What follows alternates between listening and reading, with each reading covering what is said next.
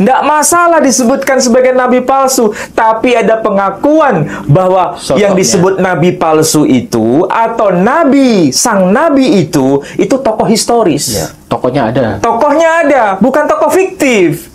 Nah, kalau dikaitkan dengan Ubaidillah, namanya nggak disebut dalam dokumen-dokumen primer, gelarnya sebagai sang imam juga nggak disebut. Tidak ada cerita. Tidak ada cerita sama sekali.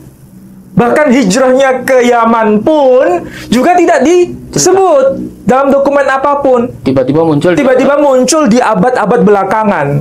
Nggak nyambung dengan dokumen-dokumen primer. Ya. Inilah yang saya maksud, membandingkan analisis mengenai nasab dalam konteks kajian filologi itu harus sama metodenya. Nggak bisa pilih-pilih. Mau diterapkan kepada Adam harus sama. Kepada Nuh harus sama. Nabi Musa itu meskipun namanya nggak disebut, ya. Tetapi berita mengenai bangsa Israel yang disebut sebagai orang Ibrani itu tercatat digunakan dengan huruf hieroglif di piramida. Artinya itu memang ada. Ya, sosoknya itu ada, bukan tokoh fiktif. Jadi bukan berarti menghubungkan dengan Ubaidillah karena Ubaidillah itu tidak ada dokumen primernya, kemudian dihubung-hubungkan dengan Nabi Musa yang nggak ada dokumen primernya. Ini kan nggak nyambung sebetulnya. Coba kalau kita lihat dari konteks sejarah ya, Nabi Musa itu era primitif. Ya. Kalau dokumen tidak lengkap itu wajar.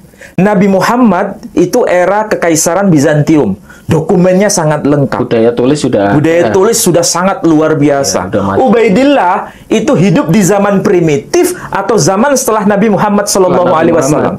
Zaman yang lebih modern sebetulnya. Karena hidup di era kekhalifahan Abbasiyah. Seharusnya dokumennya lebih lengkap. Ya. Jadi kalau dibandingkan dengan Musa tidak nyambung sebetulnya. Masa dokumen Nabi Musa saja dokumennya luar biasa kan? Dibandingkan dengan Ubaidillah, dokumennya nggak ada. Apakah Ubaidillah itu lebih primitif lagi?